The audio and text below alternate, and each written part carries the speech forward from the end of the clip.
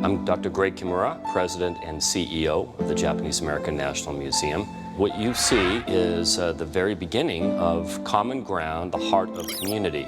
This is our central exhibit, our core exhibit, which talks about the long history in the United States of Japanese immigration and the high points of the experience of Japanese America and the tragic and sad points of that history as well. More than 100,000 men, women, and children, all of Japanese ancestry, removed from their homes in the Pacific Coast states to wartime communities established in out-of-the-way places. In 1942, after the attack on Pearl Harbor, President Roosevelt authorized an order to take all of the people of Japanese descent living in the West Coast and relocate them into internment camps. People were forced to leave all they knew behind them and move into barracks with only what they could carry on their backs. This was actually a real barrack that was taken from an internment, a concentration camp in Hart Mountain, Wyoming. Housing from 7,000 to 18,000 people. Barrack-type buildings divided into compartments. The entire community bounded by a wire fence and guarded by military police.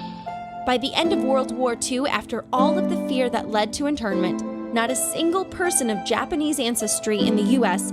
had even been accused of sabotage. Ironically enough, the people who were detained for suspicions of treason proved to be some of the most patriotic citizens in the U.S. The United States needed people to fight for it during World War II. So even though Japanese Americans were behind barbed wire in their own country, the Army and the Military Intelligence Service recruited out of the camps. The group that was recruited out of the camps and from Hawaii, the 442nd 100th Battalion Regimental Combat Team became the most highly decorated unit of its size in duration during World War II. They know what they're fighting against, and they know what they're fighting for. Their country, and for the American ideals that are part of their upbringing. Democracy, freedom, equality of opportunity, regardless of race, creed, or ancestry.